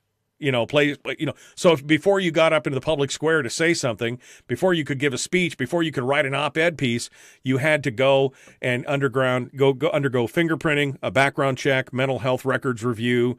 Possibly you had to get some speech training, maybe some grammar training, some spelling training to be able to use it. Maybe you should, see what I'm saying? All of those are still an infringement, people. All of those are still an infringement. If you have to beg the government's permission to do those things, is it really a right? So this is a win. I'm not soft selling that it's not a win. It is a win for sure. But it is not the magic bullet, pardon the pun, that many in the gun community seem to think it is as they dance from the rooftops and everything else. Everything else that we just talked about, that's still an infringement. If you have to undergo fingerprinting, background checking, mental health, you have to get special training, you have to do all those things to then get the government's permission to exercise a right. Is it truly a right? Again, just substitute anything else. If it pleases the crown, I would like to have a firearm. Well, you must do all these. But is it not my right? It's what I say it is. Okay. Yeah, that stuff right there. The Michael Duke Show. We got more coming up. Changing gears. Willie Waffle up next, right here.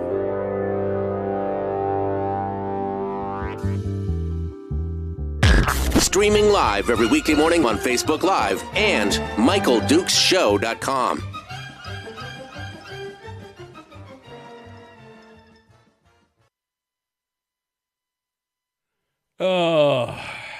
Yeah, it's a tough thing. And Daniel makes a fantastic point that all of those things, and we've talked about this many times with Dr. Lott and others, it disproportionately affects those in the lowest income brackets because it creates a financial wall that some cannot climb. What's it cost to get fingerprinted? What's it cost to undergo a background? Is there a charge? What's it cost to have firearms training? What's it cost to do all these things? If all you want to do is protect your family and own a $300 pistol, all you have to do is come up with the $300. Unless, of course, you got to get fingerprinted at another $70. You got to maybe pay for some kind of background check. That may be another $100. Plus, you got to go do some kind of training. That's at least $100 to $150, maybe $200. All of a sudden, you're now talking about having to spend twice or three times the amount that it cost you for the firearm just to be able to be allowed to buy the firearm. Can I link the friend of the court brief? Let's see if I have Yep, I have it right here. Copy, paste. There you go. Brian, there it is. There's your friend of the court brief right there. That's the one from the Bronx Defenders. But you can go and look at all those documents are up. Who's got the link? I think it's the Supreme Court. And here's the link. Here is the link to the the actual decision and the official decision from Thomas. I was looking for the list of documents. Anyway, I'll do my. There's my best. In New York, a minimum of $100 for fingerprints, but if you pay more, you might get it 3 months faster. Wow. Again, that's what I'm saying. Your gun training, a couple $100, fingerprints, $100. Your background check, maybe it's included, maybe it's not. That could be up to $100. All of a sudden you're $400 or $500 or $600 into this thing, and you haven't even paid for the pistol yet. And all I wanted was a pistol to be able to defend my family because I live in a high-crime neighborhood in some urban area. Now what am I going to do? Well, I'll buy the pistol on the black market and hope that nobody catches me. I mean, they're literally, and this is what the Bronx Defenders and those other ones were talking about. Indigent families who just want to be able to exercise their rights to protect themselves and others being disproportionately, I mean, you know, again, apply that same thing to the First Amendment. Well, before you write on Facebook, we've got to fingerprint you. We've got to make sure that your mental health is okay. We're going to have to give you training in, you know, writing skills and make sure your grammar and punctuation are right. And after we've done all that, then you will be allowed to write on Facebook. Yeah, that's the rule of 3, but it's the wrong rule of 3, Brian. You shouldn't have to spend 3 times the amount of the firearm just to be able to get the firearm. The rule of 3 is supposed to apply to people who have already got the firearm and now could go forth armed in a, you know, in a pragmatic, responsible way. Don't get too excited. Just realize you're inside an echo chamber. Alaska still has elective abortions. The Alaska Supreme Court is... Man, Harold just doesn't get it, does he?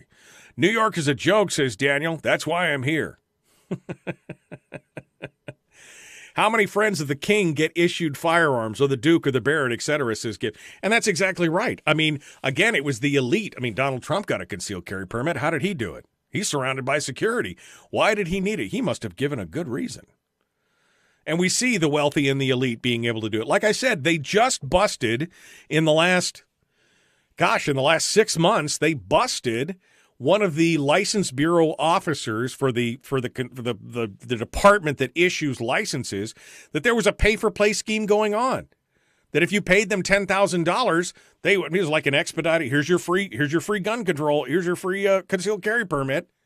Here you go. You pay me $10,000 and wink, wink, nod, nod, you're done. It happened all the time. I mean, again, we're just going to, you know, oh, if it pleases the king, I would like to exercise my rights. I just, so frustrating. But that's exactly what this whole thing was about. Again, going through all these issues, but, you know. Yeah, I mean, again, don't think that these guys in the Supremes are 100% friendly to your cause, folks. That's all I can say.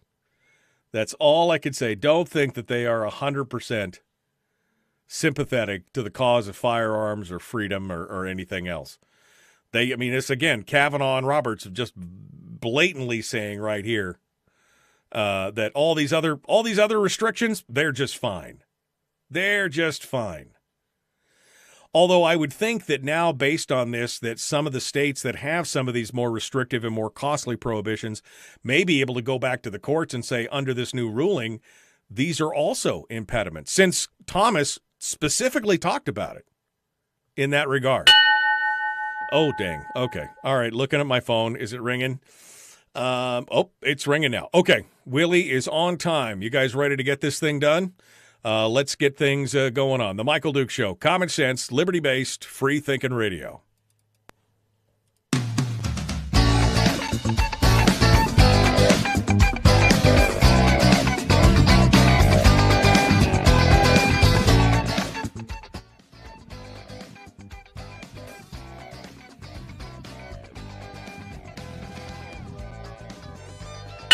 Oh, the weekend.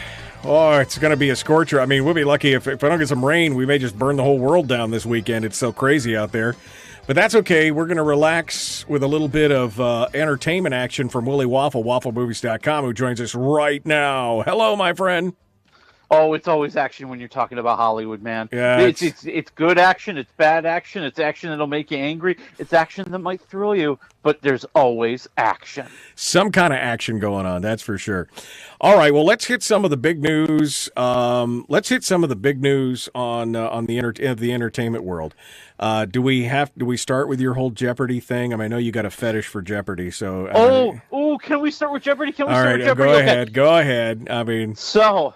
The big controversy has been what's really going to happen with host. Ken Jennings mysteriously said, I'm taking a few months off. Mayim Bialik, who's supposed to be hosting all the primetime episodes of Jeopardy, has not been announced as the host for the new fall ABC Celebrity Jeopardy series that's going to be on Sunday nights. And everybody went, what does that mean? And then someone spoke up. Someone dropped a hint. See, there's a lot of different fan bases and Twitters and websites and stuff. And one of the big ones said, isn't it weird that, when they first announced Celebrity Jeopardy, the hosts would not commit to Bialik, but the producers would not commit to Bialik, but they're like, who else would it be?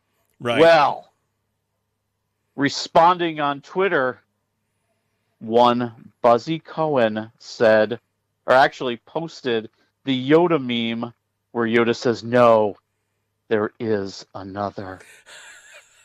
Okay. All right. Okay. Buzzy Cohen I think this is his sign. He is going to be hosting Celebrity Jeopardy. And I'm telling you right now, that's the best thing that can happen to Jeopardy. There were a lot of people who did a good job when they were guest hosting. He guest hosted the Tournament of Champions and rocked the house. I mean, when he was hosting, I thought this guy could really do it. I think he's better than Ken Jennings. I think he's better than Mayim Bialik. I think he's the guy. I think they should do it. I think he's got the job. He even kind of said later on in the week, I was meeting with some of the crew from a yet unnamed project that I'm on, and everybody's like, dude, he's totally doing Celebrity Jeopardy. You know what I find most disturbing about this story is that there's a whole subculture that focuses on Jeopardy. They got Reddits and Instagrams and Twitters, and that's what's really disturbing to me. All right. Oh, yeah. You know what would make it worse for you? Yeah. Well, here's what's going to make it worse for you, okay? If there's a mistake on Jeopardy, they get all flipped out. Like the other night, there was a misspelling in Final Jeopardy. Somebody included an extra L in a word, and everybody lost their everything, man. Oh, jeez. Okay. All right. Well, good for you. I don't even know who Buzzy Cohen is, but that's okay. It's fine. He's the future host of Celebrity Jeopardy. Well, see, there you go. There we know. Let's see. More comedians back in the news. David Chappelle doing some good things, but then he decided to remove his name from something. What's going on here? This is an awesome story. I think it's fantastic. So Dave Chappelle has raised hundreds of thousands of dollars for his high school alma mater, which is DC's Duke Ellington School of the Arts. Right. I lived in DC for a long time. This is one of the premier high schools. Right. It's like the Juilliard of high schools, where people who are very talented musically go and get an amazing education. And they had announced that they were going to announce their new performing arts center after Dave Chappelle. And some of the students didn't like that because, Dave Chappelle sometimes he hurt controversial. He hurted their feelings with his comedy. Yep. And so, there had to be town halls and discussions. And Dave Chappelle was so turned off by the whole thing, he told the school, don't name it after me. I've got a better name for you. And now it will be known as the Theater for Artistic Freedom and Expression. Oh, because hashtag savage. Oh, man. Yes. And in his mind, he literally almost said word for word because they need to understand that that's important. Man, that is some savagery right there. I love that. I mean, he gets a win, he looks good, and maybe the kids will learn a lesson that what they need is a little more artistic freedom and expression instead of this whole woke, everybody's got butthurt going on. Good for David Chappelle. Good for him. I might watch the closer this weekend just to celebrate that. It is a really good stand-up special. Yeah, good. I might have to watch that on Netflix. All right. Speaking of wokeness, I guess somebody finally decided we must be in the endemic phase of this COVID thing because now they're starting to take masks off. Yeah, this was a big announcement. The Theater League, the Broadway League, announced this week that starting July 1, you don't have to wear a mask if you go to see a play on Broadway. And this was in a lot of ways done at the behest of theater owners and producers who have really honestly felt that mandate was hurting ticket sales. You think? And you think? I think so. Yeah. I'm sorry, you're going to have a master come in here. Well, I just choose not to come in there then. Okay. I mean, I've done that many times in the last 2 years. Okay, I just won't come in there. No big deal. And yeah, hurting their ticket sales, guaranteed. So it's going to come off. No more mandatory as of July 1, right? Yeah. So, basically next week and just in time for the summer travel season. If everybody could afford a plane ticket to travel, because God, that's the problem. Exactly. You can't fly there. You can't drive there. Geez. Yeah, I know. It's crazy. All right. What else we got here? I want to get, we'll talk about that here, but You Know Nothing, Jon Snow. It's the name of a new series. It's called You Know Nothing, Jon Snow. It's a combination of Jeopardy and Game of Thrones where they cut your head off if you're wrong. No. But they've got a new series coming out, right? Yes, this is one of the big announcements of the week. There will be a Game of Thrones sequel focused on Jon Snow. And I'm assuming this takes place after the whole events of yes. Yeah, so this is I'm sorry, John, you're now dismissed back to the wall and have a nice life. And oof, man. Yeah, and that's what really kind of got my attention, because it's not going to be a prequel. We're really going to follow up what happened after Game of Thrones ended. What was Jon Snow's life like? And Kit Harington, you start growing that beard, buddy. You've got a job. Right. Now, the question is George R.R. Martin writing anything, or is the producers making stuff up at this point? Well, he's going to have some play in it.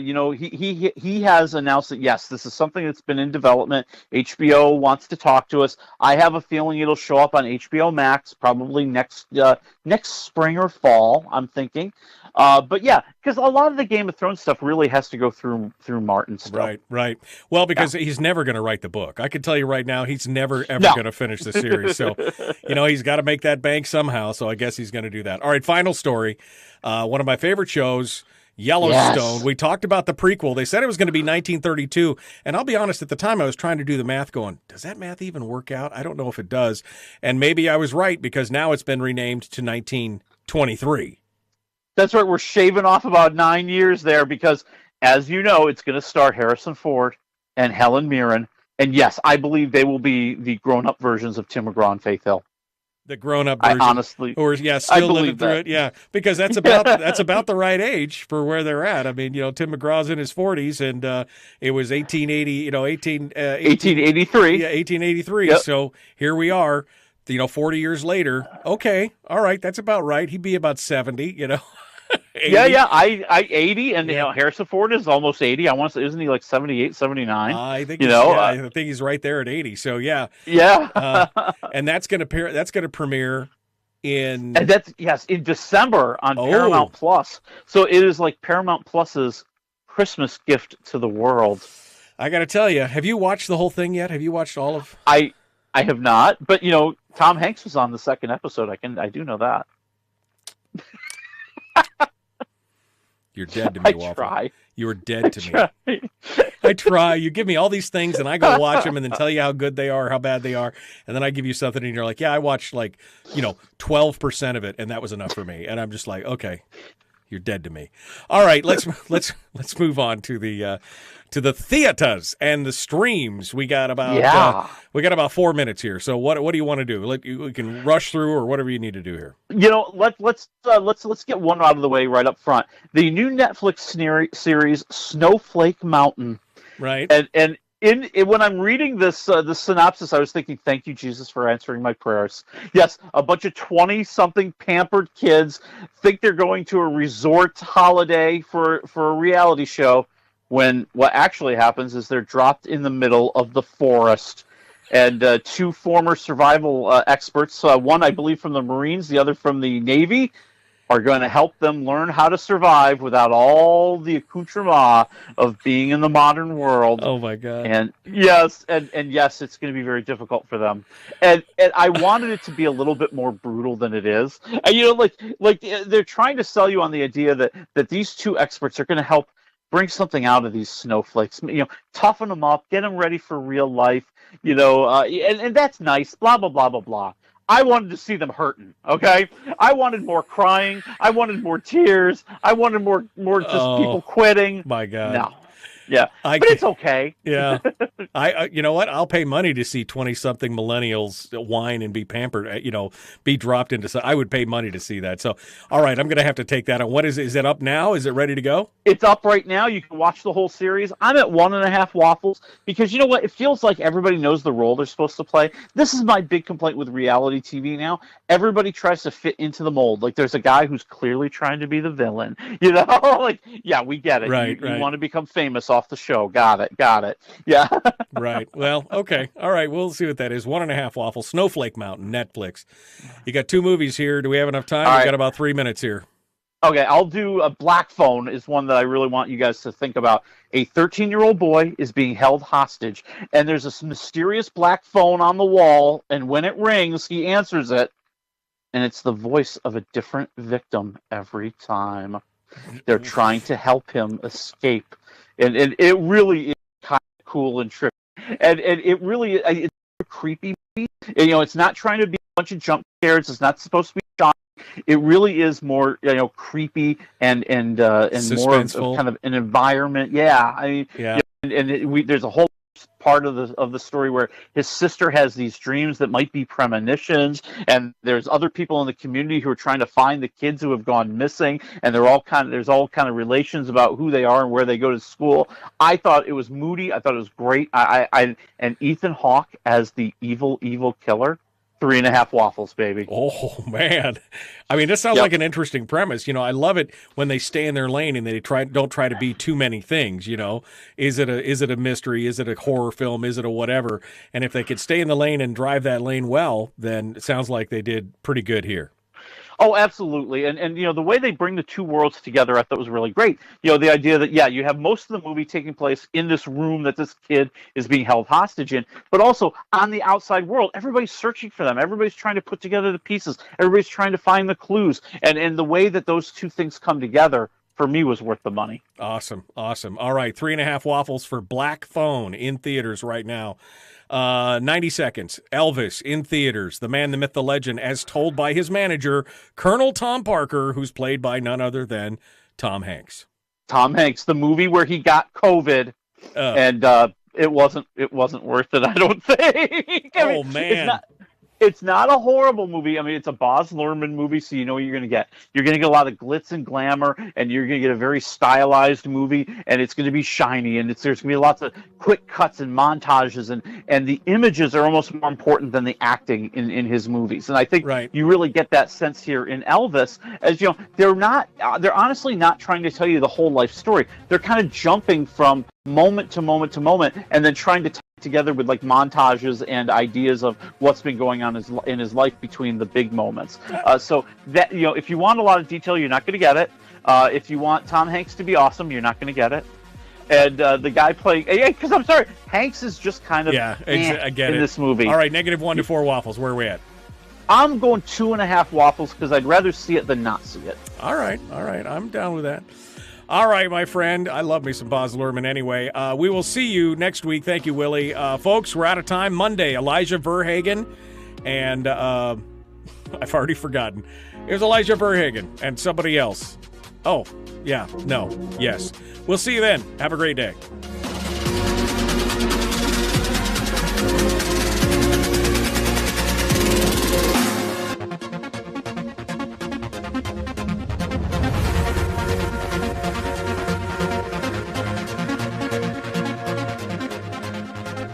We're broadcasting live through a series of tubes. Allowing all of these entities to provide streaming stuff going on the internet. Well, it's kind of hard to explain. Sorry. Streaming live every weekday morning on Facebook Live and MichaelDukesShow.com. All right, my friends. Baz Luhrmann. I mean, I got to admit, I haven't loved every movie that he's done, but, come on, Moulin Rouge and Australia. I mean, he's done some epic work. Let me just throw that out there. Oh, no, he has, The Great Gatsby. Yeah, that's another one he did. Yeah. And he brings that energy to Elvis. And if Elvis is anything, it's the energy. It's the phenomenon that he was. And Luhrmann can capture that brilliantly. I mean, that's what, the best parts of the movie are the parts where he is having Elvis perform. And he is showing you those performances and weaving in the crowd reactions and Colonel Tom Parker's reactions and kind of, setting the table for what's going on in society with this as the backdrop, if you will. I mean, that's where Luhrmann's awesome. That's what you want to see. That's what you want to see. Well, I look forward to it anyway, but I think I will wait until it's out of the theaters because I don't want to catch COVID like Hanks. It's fine. Well, and it's also like 2.5 hours long. Oh, yeah. I mean, come on. I don't think Baz Luhrmann's ever made a movie less than 2 hours. I mean, that guy. No, well, the funny part is he says he does have a 4-hour version out there that he would love to show people. Oh, okay. All right. Maybe not. All right, Willie. Well, thank you so much for coming on board. Next week, what are we doing? Oh, we've got the Minions. So that's going to be awesome. We've got Only Murders in the Building is making a comeback. And, Chris Pratt has a new show on Amazon that looks really interesting called The Terminal List. The Terminal List. I saw the trailer for this, and I was like, oh, baby, I can't wait to see that. Yeah. That might be pretty cool. Yeah. All right, Willie Waffle, wafflemovies.com. Thank you, my friend. Hey, you got it. I'll talk to you next week. All right, folks. Willie Keppel and Elijah Verhagen on Monday. That's what it's all about. We'll see you then. Have a great weekend, my friends.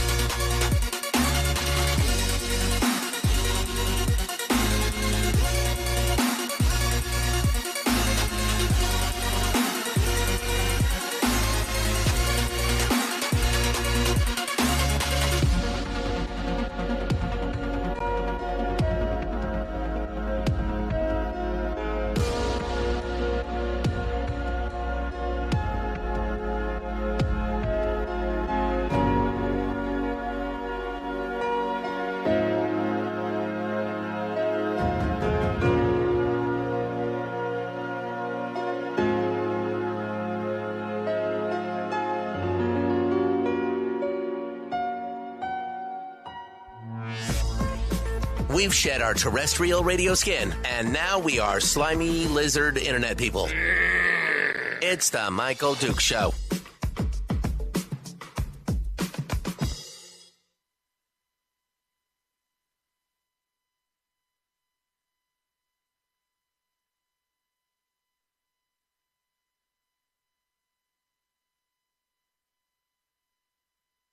The Mike